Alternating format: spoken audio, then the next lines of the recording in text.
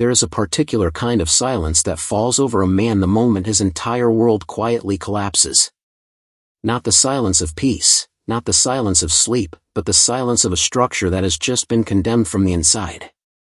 It is the silence Caleb Marsh heard at 11:47 on a Tuesday night, standing alone in his garage workshop, sawdust still warm on the floor and the faint cedar scent of crown molding hanging in the air, when his phone buzzed once on the workbench and he set down his sander to pick it up.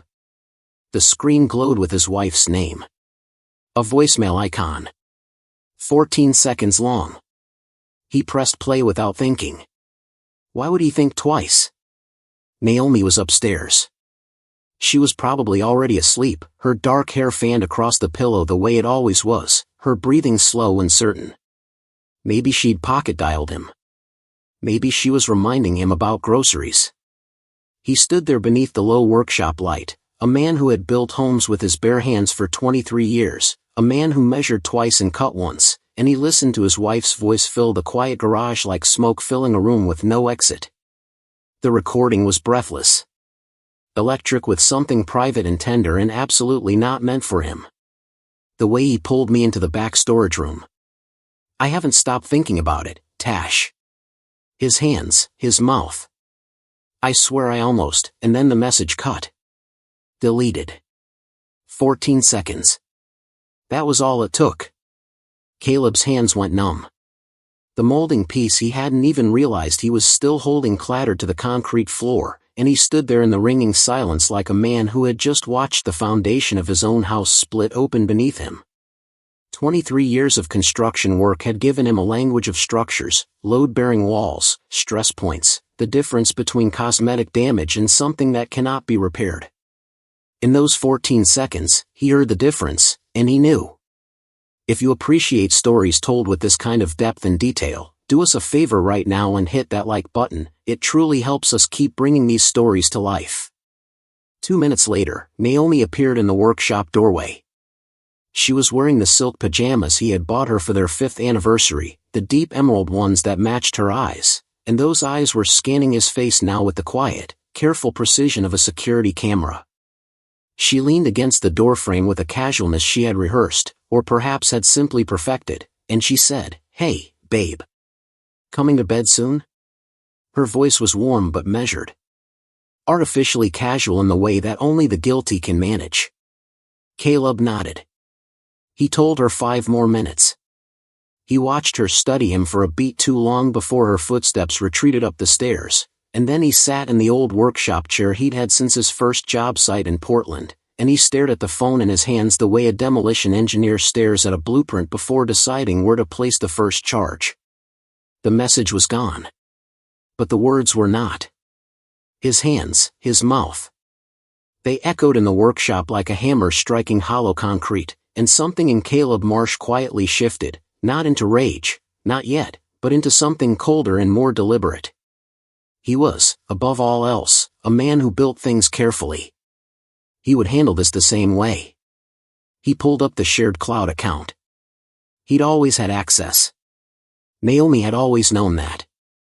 Backup files loaded slowly in the blue light of his laptop screen, photos from their move to Brookage 3 months ago, videos of the new house, the big room she'd fallen in love with, the neighborhood she'd said felt like a fresh start.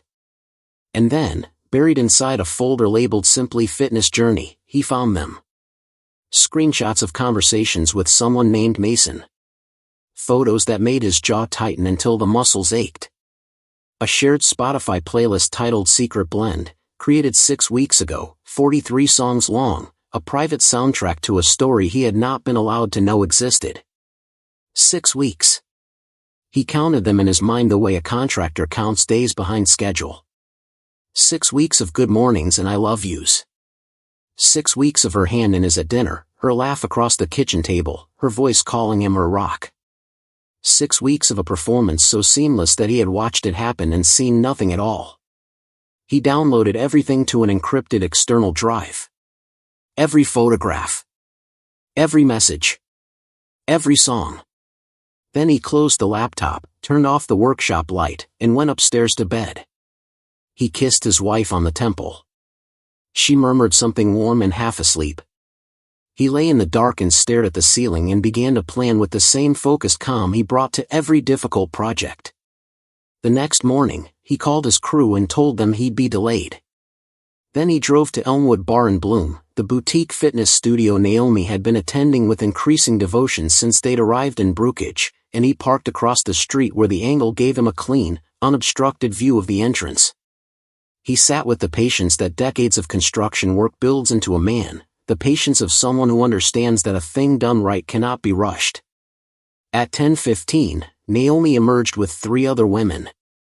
They were perfectly composed, these women, in their designer workout clothes and with their expensive water bottles catching the morning sun. He recognized Tasha Reynolds from a neighborhood gathering, tall, fair-haired, married to a quiet accountant named Richard. The other 2 were faces he had cataloged but not yet named. They walked together to a coffee shop called Grind, all exposed brick and overpriced lattes in the particular self-satisfaction of a town that considers itself tasteful. Caleb sat across the street and watched through the window as a dark-haired barista behind the counter turned and smiled at his wife, and he watched his wife smile back with her whole face, with the ease and warmth of someone entirely at home. He had not seen her look at him that way in months. He filed the observation away without expression. The barista's name, he would later confirm, was Mason. He spent 3 hours there. He watched Mason slip Naomi an extra pastry with the small, practiced intimacy of someone who knows exactly what he is doing. He watched her friends exchange the kind of knowing looks that women exchange when they are complicit in something. He watched his wife of 5 years flirt openly while her wedding ring caught the sunlight, and he thought of the blueprint in his jacket pocket, the one he was still drawing. When the group finally left the coffee shop, Caleb followed at a careful distance. They did not return to the gym. Instead, they drove to a sprawling house in Brookage's most expensive neighborhood, a place belonging to a woman named Ivy Harrison, whose husband David was a real estate developer with a firm handshake and a taste for expensive suits. Caleb parked down the block, opened his laptop, and began cross-referencing. Social media was generous with its confessions. Tasha Reynolds, 8 years married to Richard.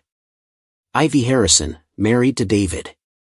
Brenda Chen, married to Marcus, a local business owner with sharp, attentive eyes.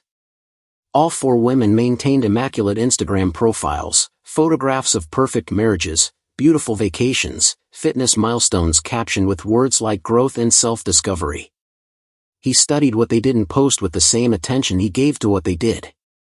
That evening, while Naomi showered, he cloned her phone. The software took minutes. Within the hour, he had access to everything she had believed was invisible. The group chat was called Bare Babes. He read it the way a man reads a structural damage report, without flinching, taking careful note of every failure. Tasha reporting on her personal trainer.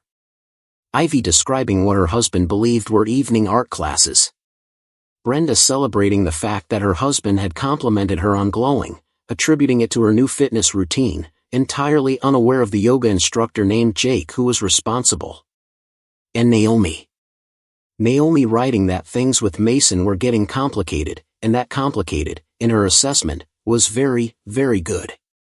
But that she thought Caleb might be getting suspicious. Don't worry about it, Ivy had replied. Husbands are oblivious. Caleb read for a long time in the dark of his study. He read about alibis coordinated like logistics operations. He read Tasha's voice message, played 3 days before, delivered with the evangelical fervor of someone who has convinced herself that moral rearrangement is the same as moral liberation. We're not cheating, girls. We're empowering ourselves. He read Naomi's response, I feel more like myself with Mason than I have in years. Caleb's sweet, but he's so predictable. Mason makes me feel dangerous. He set the phone down on the desk. The room was very quiet. Outside, the neighborhood Naomi had called her fresh start was dark and still and indifferent. He hired a private investigator named Janet Torres, a former police officer who met him at a diner across town and told him over black coffee that most cheaters were creatures of habit, spontaneous in their self-image, utterly systematic in their behavior. Janet was right. Mason worked Tuesday and Thursday mornings at Grind Coffee. On those exact mornings, Naomi's workouts ran long. The surveillance photos Janet delivered a week later extended the picture even further. All 4 women gathered at Ivy Harrison's house every Monday afternoon. Different cars appeared in the driveway. Different men arrived and departed on a schedule as regular as any appointment. Janet slid the manila envelope across the table and said, with the grim neutrality of someone who had seen too much to be surprised by it, that what he was looking at was not merely 4 separate affairs. It was an organized arrangement. A support structure. A system. Caleb said nothing for a moment. Then he said, "I want copies of everything." Janet said they'd already been prepared. He paid her in cash and drove home and began building the next phase of his plan with an architect's sense of composition. He announced the barbecue on a Saturday morning over breakfast, the idea delivered lightly, almost offhand, a Newtown gesture, a community-building impulse. Naomi looked at him with something behind her eyes that he now recognized as calculation, but she recovered quickly and agreed it sounded wonderful. He watched her fingers tighten slightly when he listed the guests, Tasha and Richard. Ivy and David. Brenda and Marcus. She said nothing. He smiled and told her he'd handle everything. The grilling. The setup. Even the entertainment. That week, he drove to each husband's workplace and delivered handwritten invitations. He wanted to see their faces. Richard Reynolds was warm and sincere, genuinely pleased. David Harrison offered a firm handshake and said Saturday worked fine.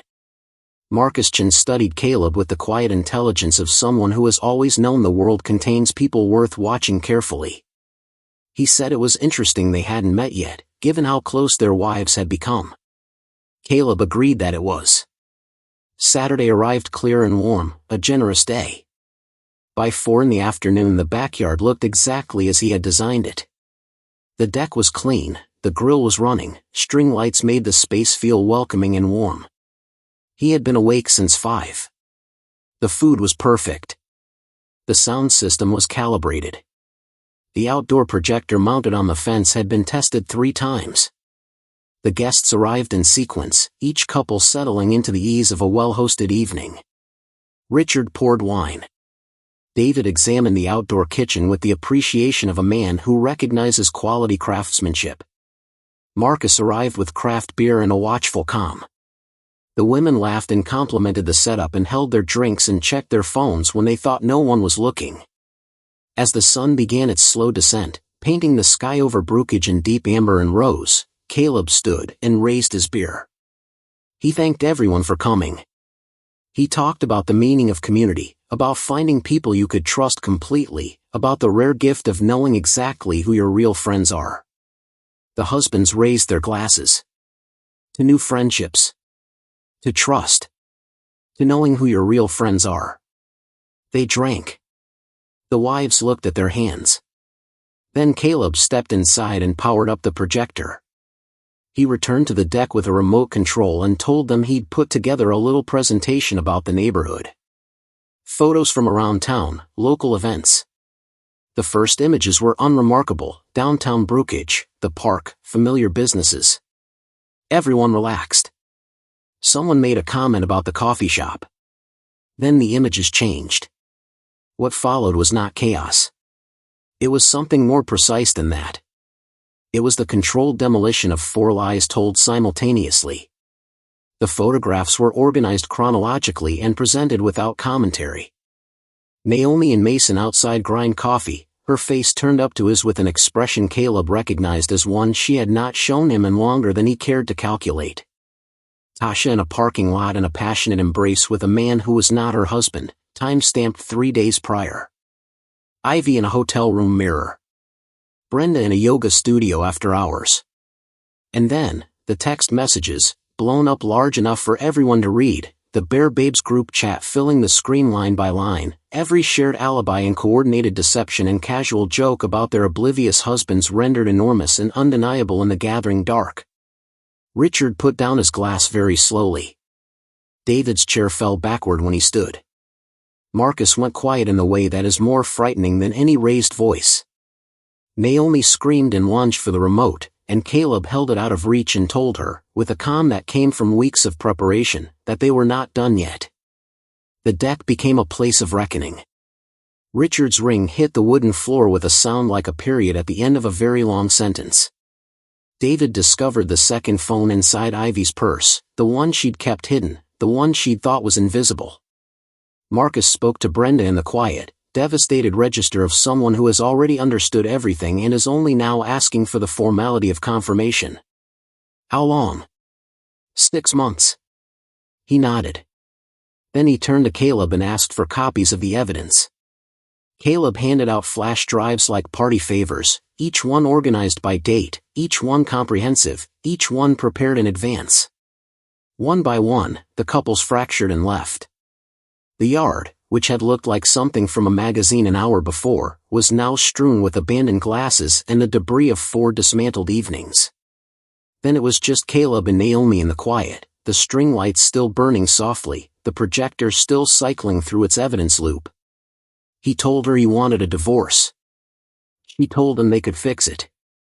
She told him it wasn't serious. She told him she would cut all contact, do whatever he wanted, be whatever he needed. He played her the audio from her car, her own voice, in her own words, telling Tasha that Mason made her feel dangerous and that Caleb, sweet predictable Caleb, simply didn't. He watched her flinch. He told her that he had moved across the country because she wanted a fresh start, that he had bought her this house, supported her fitness obsession, believed every word she said. He told her that a mistake was something accidental. She had not slipped. She had planned. Monday morning, he walked into the offices of Catherine Webb, the most formidable divorce attorney in Brookage, carrying a flash drive and a composure that Catherine later described to a colleague as almost unnervingly professional. She reviewed the documentation and told him it was extraordinarily thorough. He said he was a contractor. He believed in measuring twice and cutting once. She smiled the smile of someone preparing to do serious work and told him they had an excellent case. By Wednesday, her office was handling 3 of the 4 divorces from Saturday's barbecue. The proceedings moved with the momentum that overwhelming evidence provides. Tasha claimed the photographs were manipulated. Ivy argued abandonment. Brenda's attorney advised immediate settlement.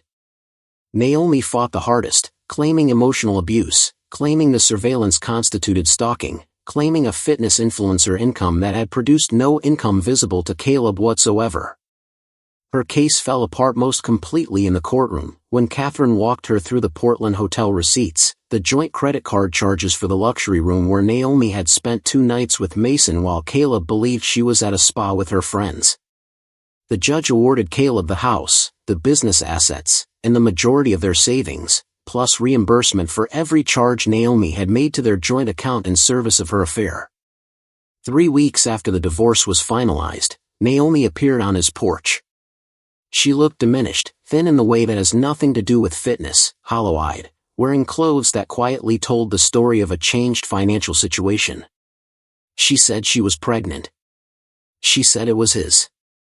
He laughed, not cruelly, but with the release of a man who has been carrying something heavy for a very long time, and told her he'd had a vasectomy 8 months ago. September 15th. He showed her the medical records on his phone. She grabbed the porch railing. She said that was impossible. He said Dr. Peterson's office had all the documentation, and suggested she call Mason. She collapsed onto the porch steps and wept with the full, unguarded desperation of someone who has nothing left to protect. She told him she had nothing. No money. No friends. No reputation. The screenshots had traveled through every local Facebook group within 48 hours of the barbecue. Mason had been fired from Grind Coffee. The yoga instructor had left the state entirely. She said she was begging him. She said she knew she didn't deserve it. She said she'd do anything. Caleb looked at her for a long moment. He looked at her with something that was not hatred and was not love and was not pity, something quieter and more final than any of those things. Then he told her to leave. He told her not to text, not to call, not to come back. Whatever she was looking for, he said, it was not here. He went inside and closed the door. Not slammed. Closed. The way you close the door on a room that no longer serves any purpose in the house. A week later, he overheard something at the hardware store. Small-town gossip, the kind that travels faster than any formal announcement. Mason had packed up and left quietly. And Naomi, she had made an appointment, out of state. Someone said she had cried in the waiting room. Someone else said she hadn't. Caleb paid for his supplies without asking for details. He walked to his truck in the late morning sun, drove home to the house that was now entirely and only his, went out to the workshop, and picked up his sander. He felt nothing. No anger. No grief. No vindication. Only the particular piece of a man who built something carefully, watched it fail through no fault in his craftsmanship, cleared the site, and is ready to begin again.